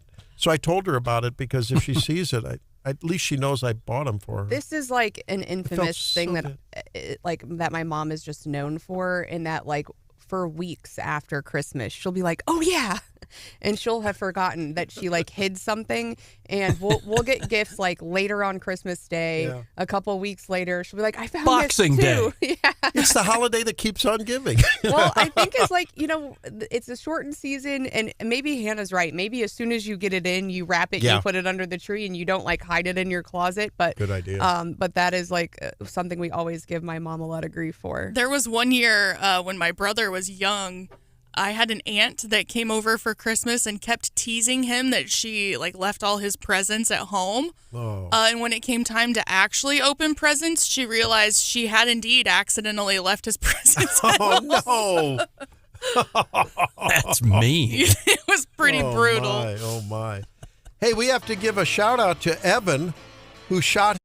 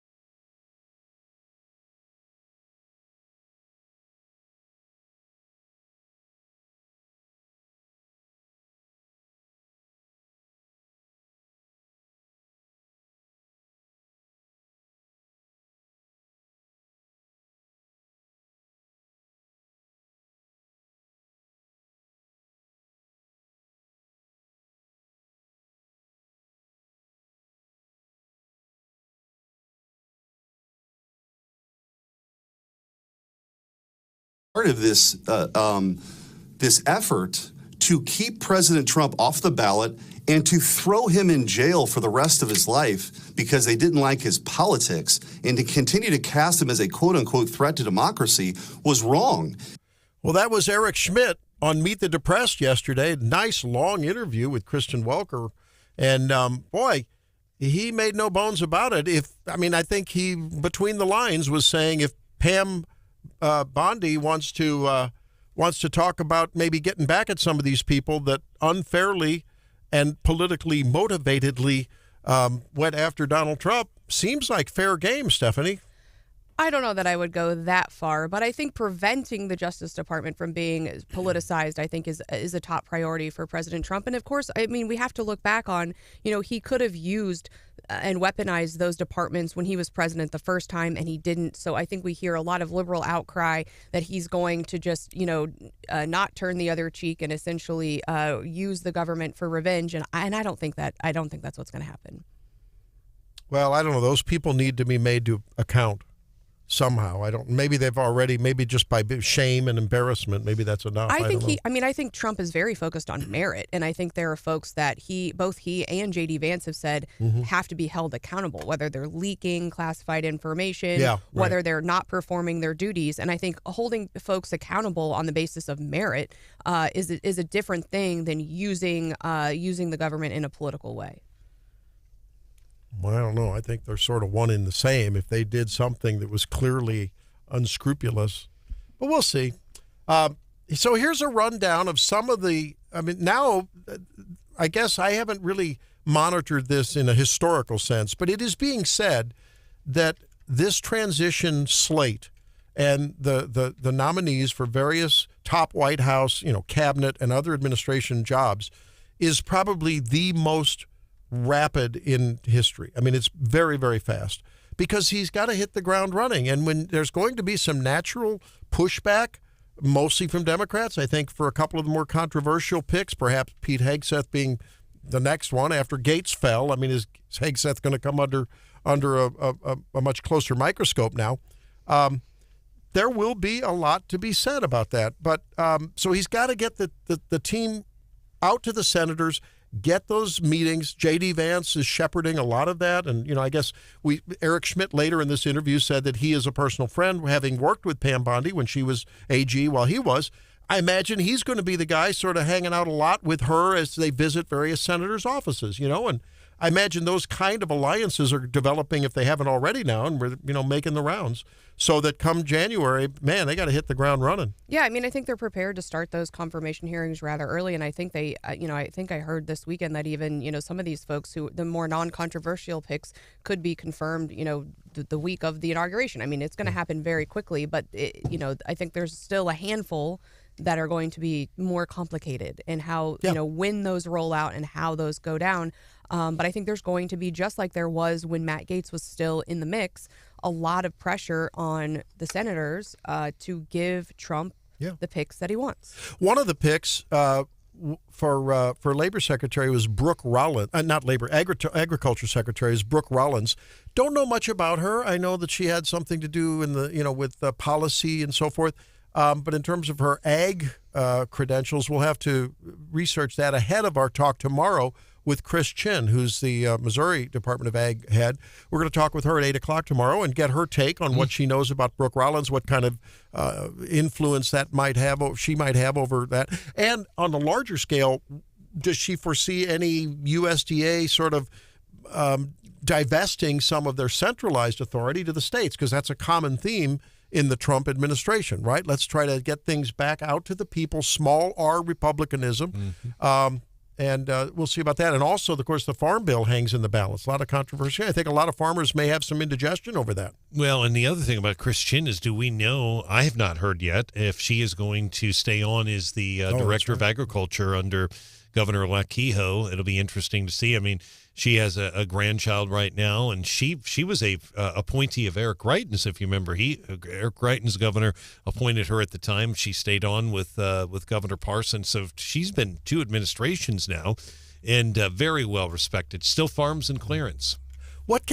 I have a. You know where Clarence is. Yeah, Clarence, I know exactly Monroe where Clarence County. is. Out there off of 36. That's right. Terrible internet service up there. Terrible.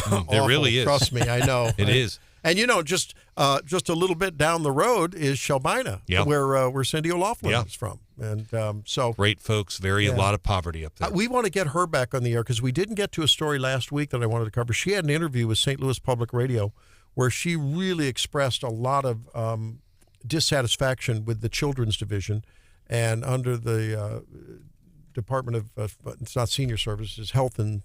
I guess it is Health and Senior Services. That director is Robert Nodell. It's actually Social Services. Services. DSS. Sorry, Department of DSS, Department of Social confused. Services. Wasn't he involved with the COVID-19 response, and then he got into that role, I think, with Governor Parson, if I'm not mistaken. Robert Nodell is best known, and I know him pretty well. Robert Nodell is best known. He was the head of the House Republican Campaign Committee, and very well respected. It was, super majority is the time he was there, and then he was a policy person for Governor Parson. Was appointed to the Department of. Now, keep in mind, DSS has multiple divisions. I know because I was spokesman there for 6 months many years ago. It's a gigantic organization. The Children's Division is one of many. The issue there that she's concerned about. It's important to note that's been an issue for decades. They can't seem to keep Children's Division. In fact, David Wood was going to be the children. He was, but he lasted all of about a month and a half. He couldn't get done what he wanted to get done. I didn't know this, but in the story, Cindy O'Loughlin apparently has fostered herself. She's been a foster parent. That's true. And she made the comment that we have more children in foster care than other states, and that needs to change. Now, I'm trying to project what that means, and we'll ask her. We need to get her on the air about it. Does that mean that we're not getting people into adoption soon enough, or we're getting too many people into foster care? I don't know. It could be an input or an output thing. Well, Missouri has ballpark about 11,000 to 12,000 foster children, and that number is down a little bit. One of the issues, it's ballpark, it changes every month, and the numbers have not been updated by DSS for a couple of months, but that's the ballpark number. One of the issues that the agency struggles with and the courts struggle with is when children are in a difficult situation, do you remove them from the home and put them in a foster home, or do you keep them with basically the parents that are there? Now, if it's an abusive situation, if there's neglect, sexual abuse, anything like that, if obviously the aim is to get them removed immediately. There are other situations. What if the person is out of work or they're living in? Those are all things that they have to. And I think that's something we should ask her about. And we have to balance parental rights too. When the state comes in and says, "Hey, you didn't give your kid the vaccine, and we told you to give your kid the vaccine, and now that's abuse," or you swap your kid across the cheek because they say something in the supermarket. Oh, you get reported, to the. And then they're invading your home. There's those issues too, right? Where where is that balance between parental rights and the state's protection of children? Those are competing interests sometimes. There is, and I think there's a misconception, though, that the state and DSS comes in and takes people's kids. Let's be very clear about that. They are involved in it, but it's ultimately the court that decides that. I think it's just the intrusion.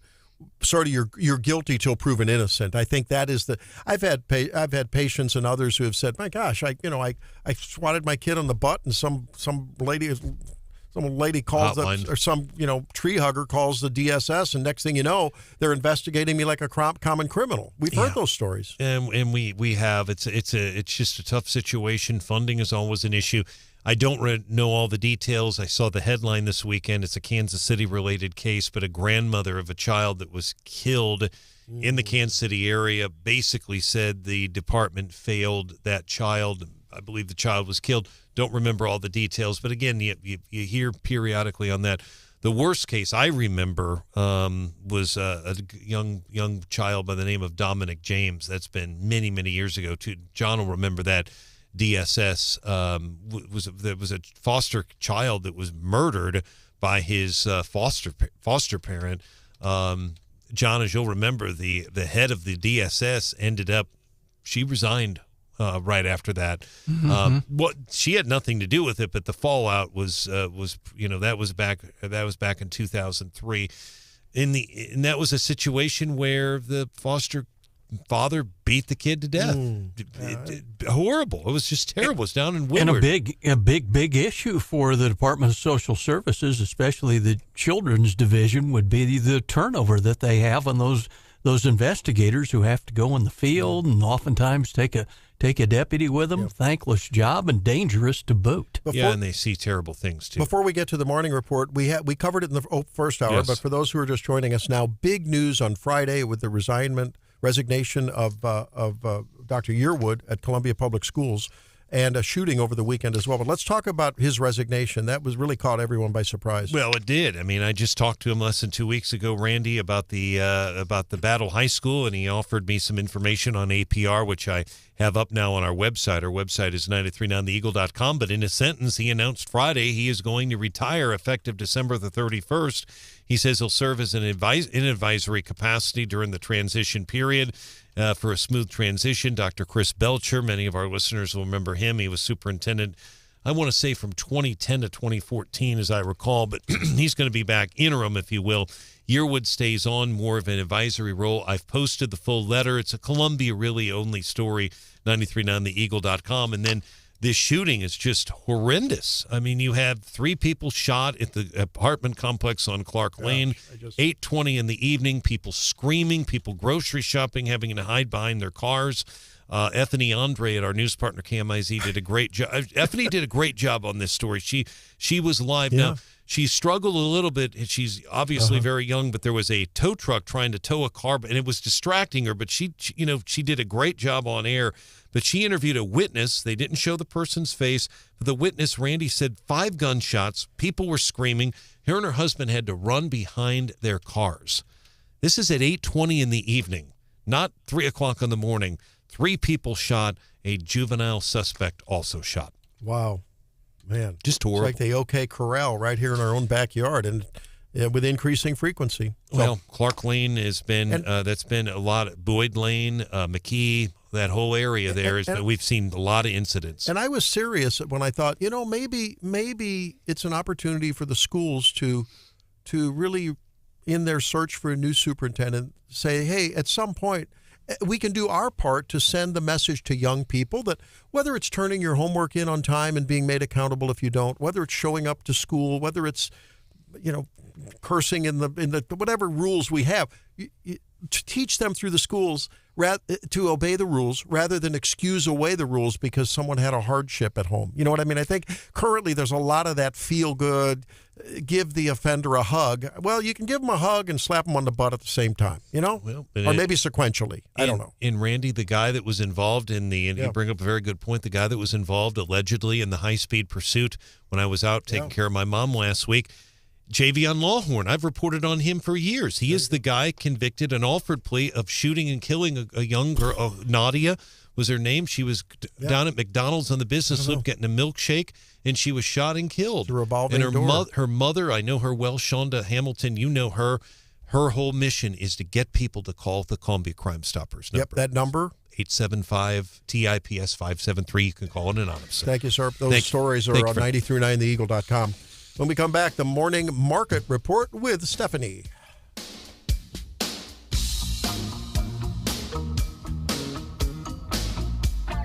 This is Wake Up Mid-Missouri. A few weeks ago, my economics professor claimed that universal basic income is the key to getting people off the welfare system in America. I was wondering if you can explain what universal basic income is and if it's a form of socialism or communism. I have to say that if that's what the professor said, I am dumbstruck. I want you to all hear the words if I got it right. He's quoting his professor.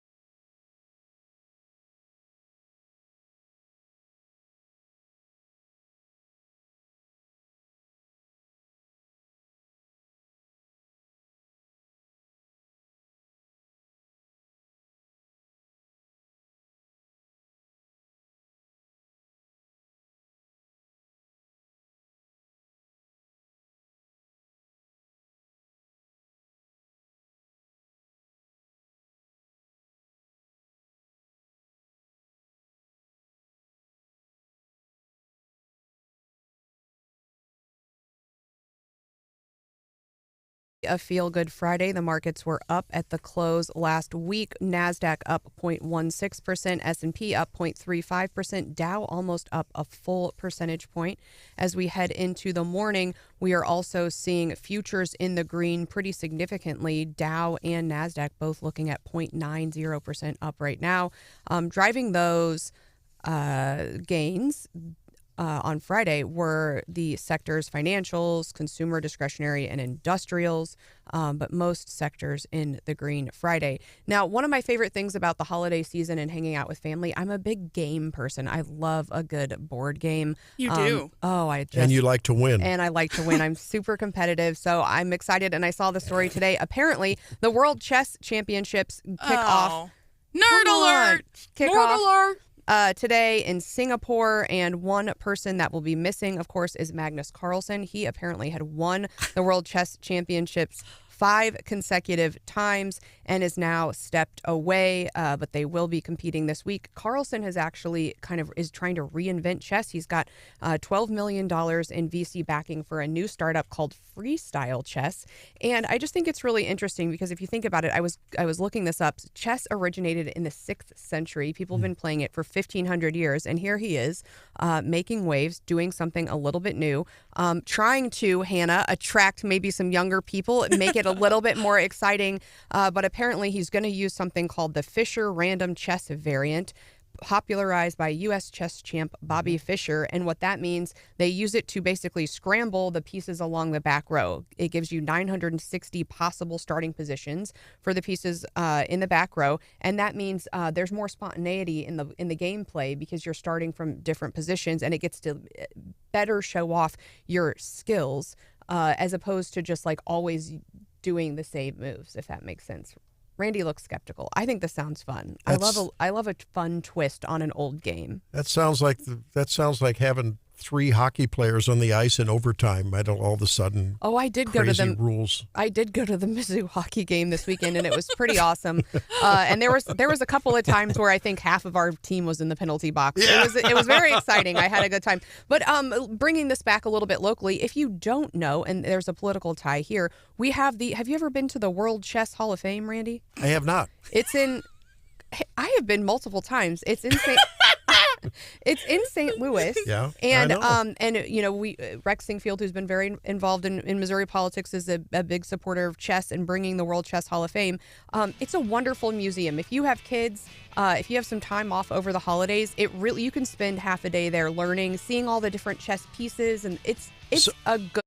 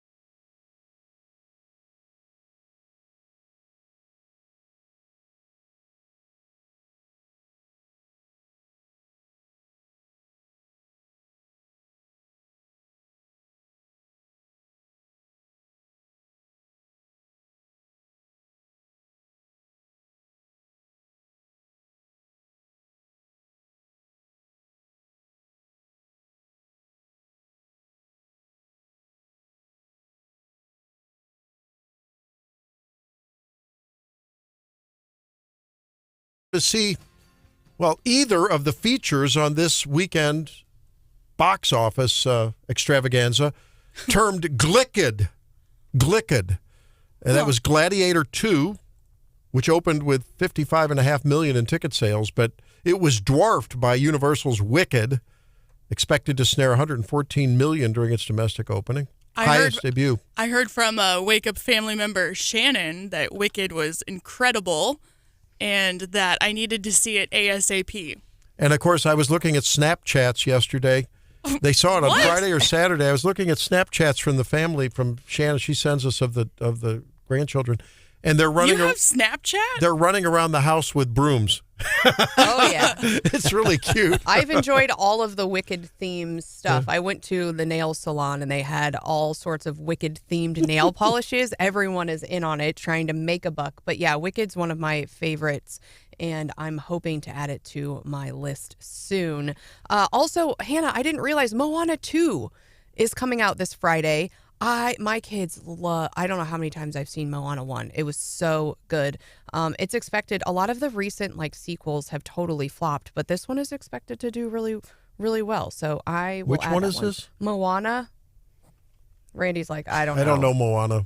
John, do you know about Moana? Very good. Oh, sure. With a little Samoan girl or is it Hawaiian? I can't keep them all straight. But yeah, it was the first one is quite the deal. And Dwayne Johnson, right? Exactly. It's gonna be a big one. It's animated? Yeah, Randy, Yes. I guarantee that if your granddaughters are listening right now, they're going, "Oh, Papa, of course Moana. You know who Moana is." No, but the last one I watched with them was the little cute, it was a great one, the Mexican girl, the little Mexican girl. What was that? Encanto? Yeah, Encanto. That was good. Was that about 10 years ago? No, they weren't alive then. 4 years ago? Yeah, something like that. It's been fairly recently. That's the last ethnic Disney I remember. So now we have Moana.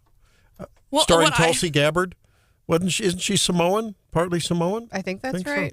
One of the things I've been getting a kick out of online as folks go to the movie theater, sort of like with the Barbie movie, people are going kind of dressed up for the Wicked movie, either as Glinda, who's very pink and girly, or Elphaba, who is, painted green and wears witches' dark black costumes. I've been seeing videos of people, and it's sort of staged, right? But it's me going up to the movie ticket counter with my face painted green, and you go, "Yeah, I'll take 2 tickets," and the clerk goes, "For which movie?" Here's how we can get Randy to relate. How about back in the day, Randy, when everybody used to dress up for the Rocky Horror Picture Show in St. Louis? There you go. Absolutely. No, I remember down there at isn't it called the Majestic down at Delmar? Remember everyone was and they had ran it at midnight for 20 years. Yeah, it was amazing. Well, and on the Moana train, I guess, listener William texts us at 874-9390 saying that it looks like they're doing a live action Moana too, and I've seen this.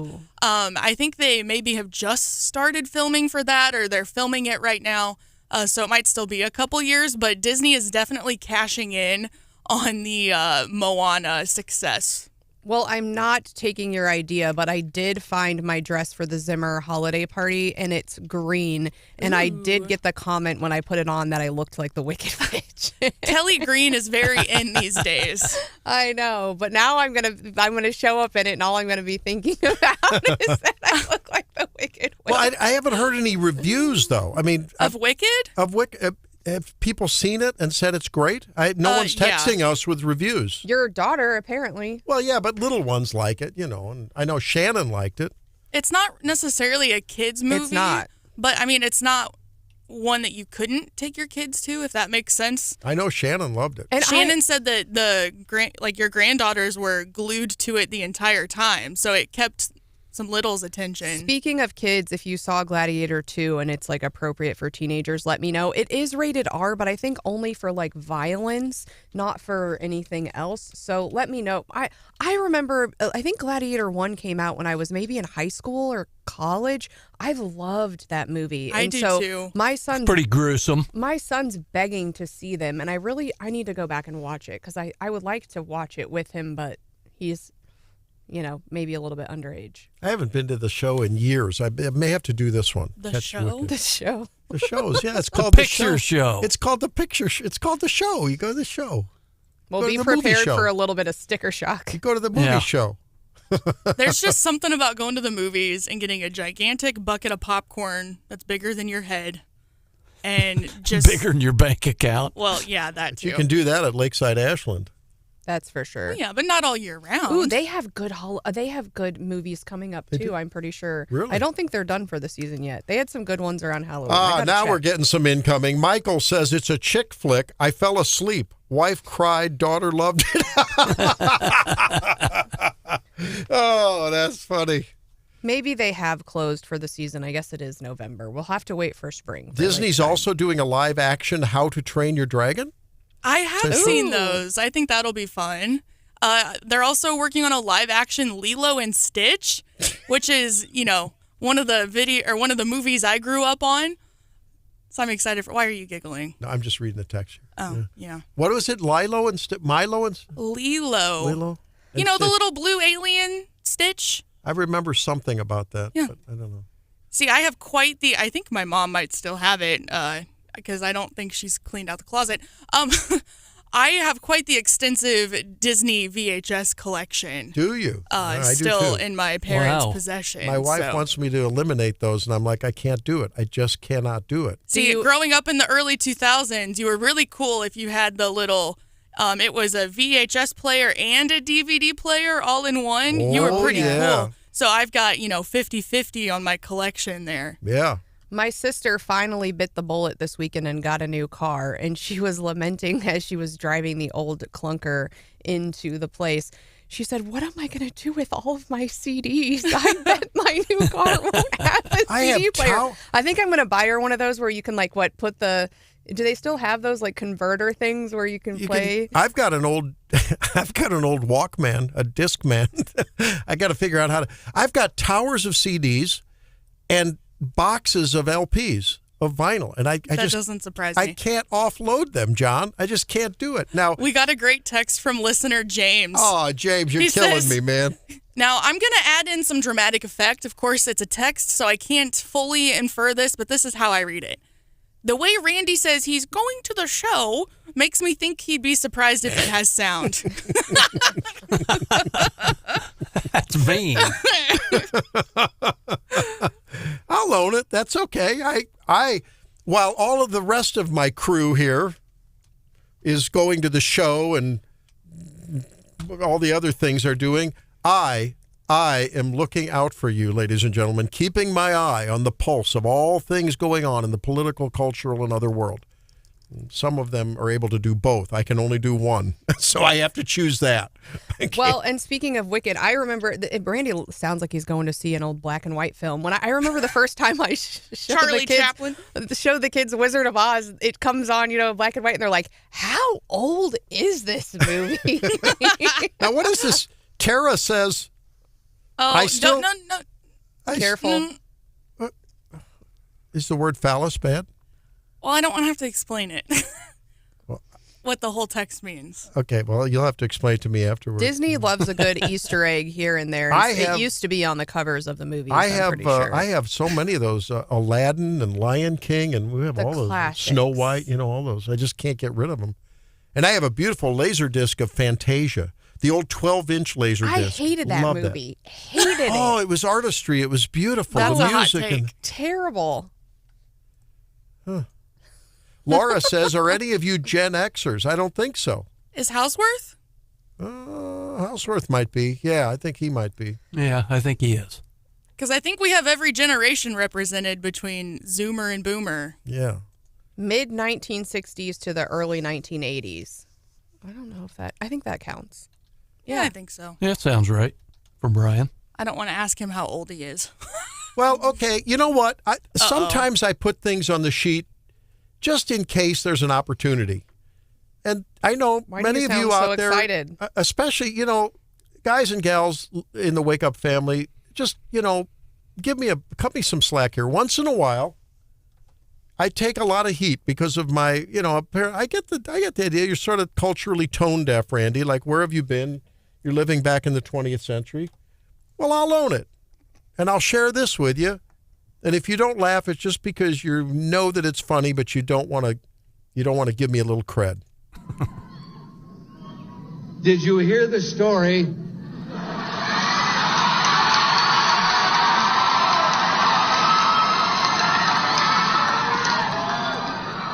about the kid who was outside the Democratic fundraiser selling kittens?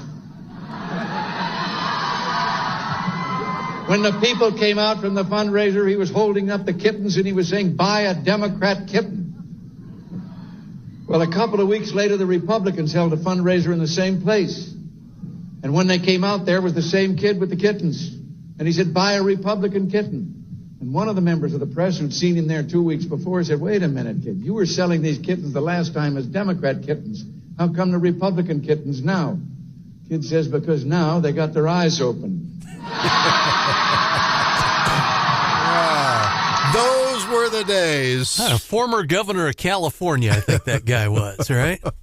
Okay, well, we just enjoy. Sometimes we savor those old movies, those old VHSs, those old LPs, and yes, those old CDs now and then. I don't want to buy that music over again. I can't do that. You don't have to buy it. A lot of the LPs are real collector's items now, too. Yeah. Well, I'd have to buy it. There you go. You could cash in. No. If you don't know what to do with this big collection and it's just sitting around collecting dust, I'll play it. Cash in. Someday I'll sit and I'll have a 24/7 just LP fest. No, Play all the good your stuff. kids will have to figure out what to do with it. I know. No, you got me talking that way. Well, at least that stuff is useful. I think of all the stuff people are buying now, and they're like a plague on my life. When I was a kid, it was Beanie Babies, and now all the parents are going to collectively shake their heads. These stupid Squishmallow things. What is that? Oh, they're like inflated, like bloated stuffed animals. Stuffed animal. It's a very specific texture, and I don't even know how to describe it. Some of them are like about as big as a golf ball, and others of them are like taking up your whole house. Slime is really popular again too, Yeah, which is boy, also it a is. plague on society. Thanks to Nickelodeon, right? Okay, well let's see what's on the leftover plate when we come back and wrap it up.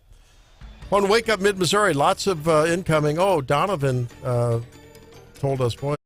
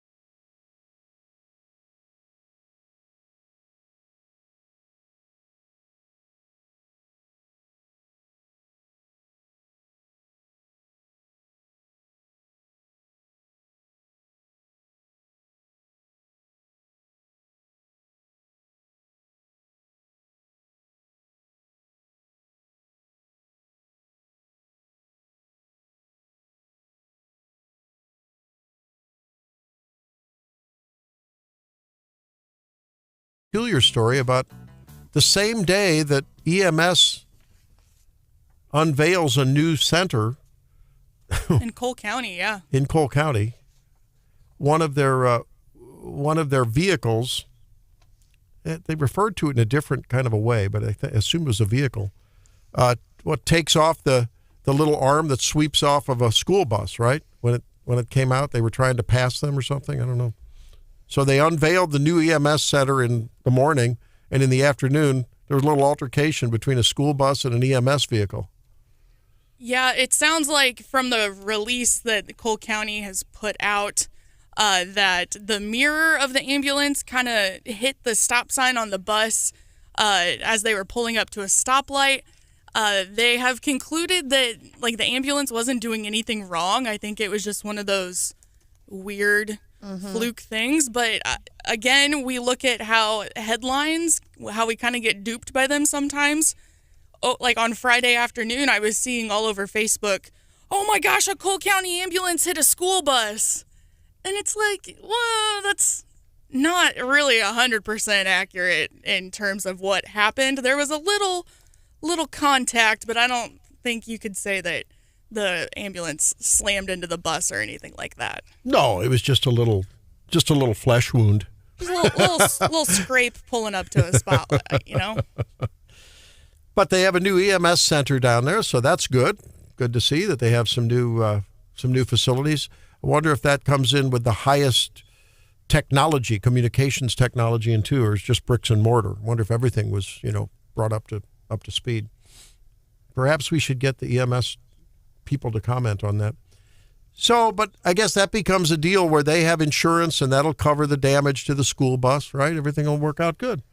I don't know. I don't know. I had all of those things are like federally licensed, and there's a level at which if you get in an accident, I know like with the school bus that it has to then be reported up the chain and all of that. So I don't make a federal case out of it. I don't know what the ramifications are, but yeah, certainly when you're driving for hire or you have that level, probably some extra paperwork involved as well. Where are Vivek and Elon when we need them? Bring them in and have them make some determination, and let's get back to doing EMS work and doing school bus driver Maybe if work. anyone in the state legislature is listening, maybe we need a Missouri Doge Yay! operation. Well, the paperwork I'm talking about is definitely at the federal level, but yes. Oh, well, we could still use some in Jeff City, I'm sure. I wonder, did they need a new EMS building down there? I assume they did. I don't know. Was it a real need? It's weird. So my building is next to the jail, kind of. Mm-hmm. Oh, that's nice. And the ambulances currently run out of the alley there. And so, so I think having the new center is going to be really nice because it's actually across the street and has access, I think, to McCarty and to whatever that cross street is. It looks really pretty. It matches the jail, and they're going to have a whole area to. Well, and when it comes to this altercation between the vehicle and the bus, can't you imagine just a little air of grace over this? If the ambulance is trying to get to a scene, and the bus, happens to have their little guardrail out there, okay, so we just kiss and make up, have a big hug. Everyone's trying to do their job, no? Or is it going to be a bunch of? I don't even necessarily think they were on their way to a call. Yeah, I think it just was a weird fluke. Just happened. We're getting new DESI data out on test scores. So I know a lot of folks are speculating why there was a resignation on Friday from the Columbia superintendent. We find out their test scores today. An anonymous informant says that Dr. Yearwood said the scores were good at a public event recently. Well, we'll find out today. We'll find out today, and we'll report it tomorrow, I guess. Yeah.